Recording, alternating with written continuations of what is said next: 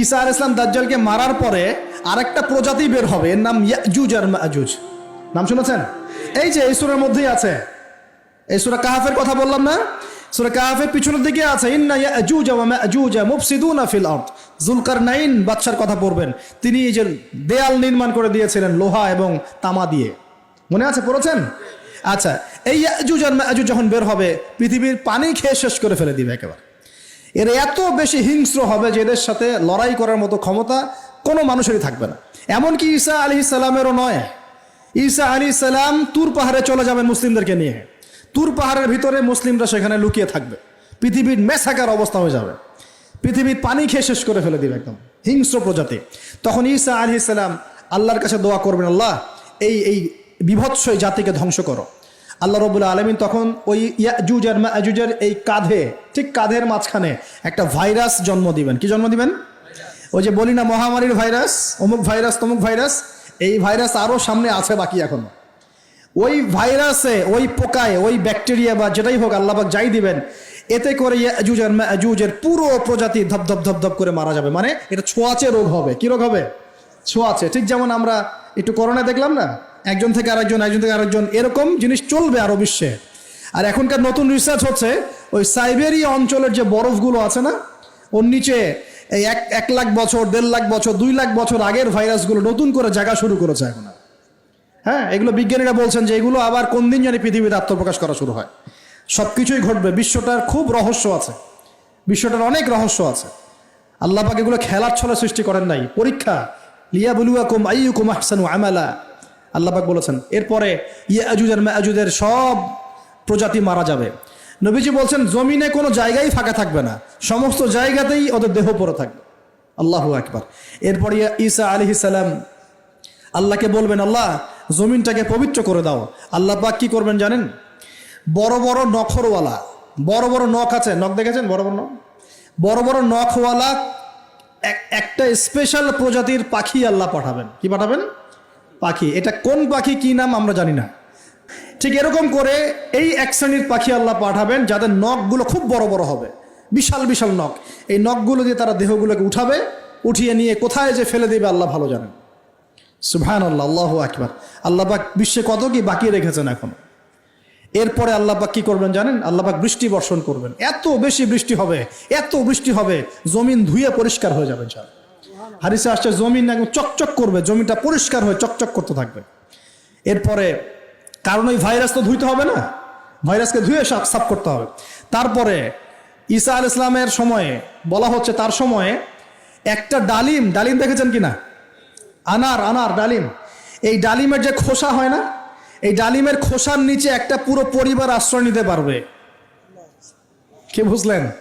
এত বড় বড় ফল হবে, এত বরকত হবে জমিনের মধ্যে। কখন বরকত হয়? যখন একটা জনপদের অধিবাসীরা আল্লাহর সামনে আত্মসমর্পণ করে, তখন আল্লাহ বরকত দেন। আমরা কি আত্মসমর্পণ করছি? এই জন্যই তো অর্থনৈতিক মন্দা চলছে। এমনি এমনি নাকি? সুদ খাচ্ছেন, দিব্যি ঘুষ খাচ্ছেন, দুর্নীতি করছেন, জেনা করছেন, মানুষের সম্পদ আত্মসাৎ করছেন, মাপে কম দিচ্ছেন, আবার নামাজও পড়ছেন, মাশাআল্লাহ। তো বরকত কোত্থেকে আসবে? তো বরকত কখন আসে? যখন একটা কওম আল্লাহর সামনে সম্পূর্ণ আত্মসমর্পণ করে। একটা ডালিম হবে, এটা রূপকথা নয়, এগুলা গাল গল্প বলছি না।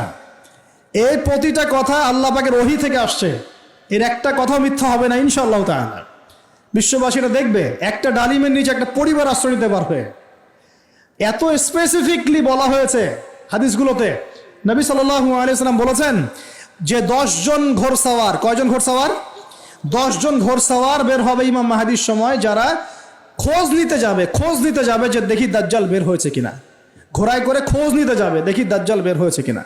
ওই 10, নবীজি বলছেন আমি ওই 10 জনের নামও জানি, ওদের বাবার নামও জানি। সুবহানাল্লাহ। এত স্পেসিফিক জ্ঞান দেয়া হয়েছে আল্লাহর পক্ষ থেকে নবী সাল্লাল্লাহু আলাইহি ওয়াসাল্লামকে। তার হাদিস থেকে বলছি যে ডালিমের নিচে পরিবার আশ্রয় নিতে পারবে। তো অনেকে হয়তো হাসবে, কি বলে একটু উল্টা পাল্টা কথা, তাই না? নাস্তিকরা মনে করতে পারে যে হাসবে, আর হাহারি এক দিয়ে রেখে দেবে। এখন মানুষ ফেসবুকের মতো চিন্তা করে, ফেসবুকের মতো হাসে, ফেসবুকের মতো কাঁদে। মানুষ এখন রোবটিক হয়ে গেছে। ঠিক আছে? আচ্ছা, তো এরপর কি? এরপরে বরকতের এই সময়টা শেষ হয়ে যাবে কখন? যখন মানুষ আবার সেই জেনা, পাপ, শিরিক, কুফর এগুলোতে লিপ্ত হবে। আল্লাহ রাসূল বলছেন এমন একটা মানুষও বাকি থাকবে না, একটা মানুষও না যে খালি লা ইলাহা ইল্লাল্লাহ কালিমাটা পড়তে জানে, এমন একটা মানুষও বাকি থাকবে না। বলেন নাউজুবিল্লাহ। ওরা হবে এই পৃথিবীর সবচেয়ে নিকৃষ্ট মানুষ। ওদের চেয়ে নিকৃষ্ট কোনো মানুষ এই পৃথিবীতে হবে না। এখনো কি এরকম সময় আসছে?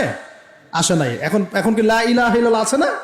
আছে, হ্যাঁ। হয়তো তার পূর্ণাঙ্গ প্রয়োগটা নাই, কিন্তু কালিমা তো আছে কি না? তখন নবীজি বলছেন এমন একটা যুগ আসবে যে লা ইলাহা ইল্লাল্লাহ বলার মতো একটা মানুষ খুঁজে পাওয়া যাবে না।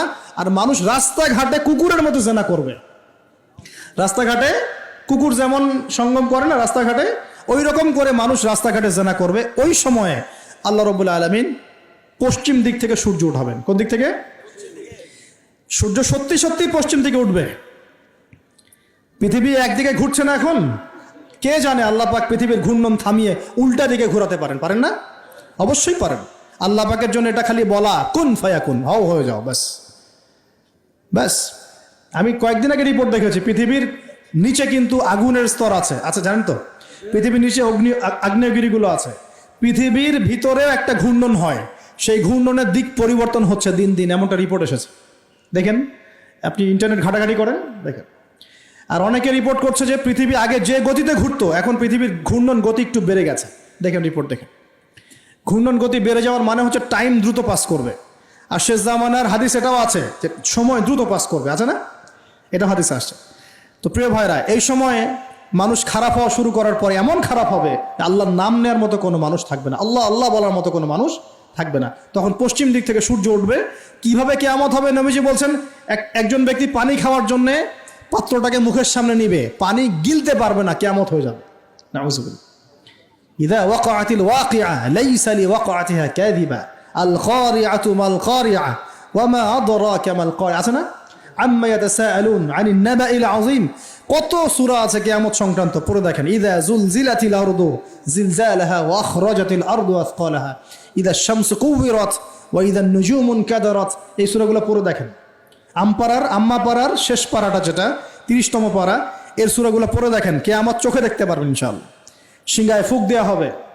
আল্লাহ পাকের ফেরেশতার এত ক্ষমতা আল্লাহ দিয়েছেন, একটা ফুয়ে পুরো মহাবিশ্ব ধ্বংস হয়ে যাবে ইনশাআল্লাহ। চারটাখানি কথা নাকি? দ্বিতীয় ফুৎকারে আবার সবাইকে জীবিত করা হবে। এবং এই যে দুনিয়ার জীবনটা আমরা কাটাচ্ছি, এই 30, 40, 50, 60, 100 বছরের জীবন, এই জীবনের এক একটা হিসেব আল্লাহর সামনে দাঁড়িয়ে সেদিন দেওয়া লাগবে। অতএব এই দুনিয়ার জীবনটাতে প্রস্তুতি গ্রহণ করি, 5 ওয়াক্ত নামাজ পড়ি, যাকাত দেই, কালিমা বোঝার চেষ্টা করি, আল্লাহ তাওহীদ শিখি, জানি, বুঝি, নবীর সুন্নত অনুযায়ী আমল করি, হালাল খাই, পরিবার গড়ি, মানুষকে সৎ কাজের দাওয়াত দেই, অসৎ কাজে নিষেধ করি, ইসলামকে আল্লাহর জমিনে প্রতিষ্ঠা করার চেষ্টা করি। আল্লাহ পাক যা দিয়েছেন, জানমাল, সময়, শ্রম, আল্লাহ পাক যা দিয়েছেন, ক্ষমতা, প্রতিপত্তি, সম্পদ, এগুলোকে আল্লাহর দ্বীনের জন্য ব্যয় করি। ইনশাআল্লাহ দুনিয়া সফল হব, পরকালে সফল হবে ইনশাআল্লাহু আযজা ওয়া জাল। আল্লাহ পাক আমাদের সবাইকে সমকালীন ফিতনাগুলো সম্পর্কে সচেতন থাকার তৌফিক দান করুন, এবং এই রমজান, আসন্ন রমজানে পরিপূর্ণরূপে ইবাদত করার তৌফিক দান করুন, এবং এই ইবাদত এবং শিক্ষাগুলোকে সারা বছর ধরে রাখার তৌফিক দান করুন, এবং জামানা সম্পর্কে সচেতন থেকে আগামী দিনে যা হবে সেভাবে পদক্ষেপ নেওয়ার তৌফিক আল্লাহ পাক দান করুন। আমিন।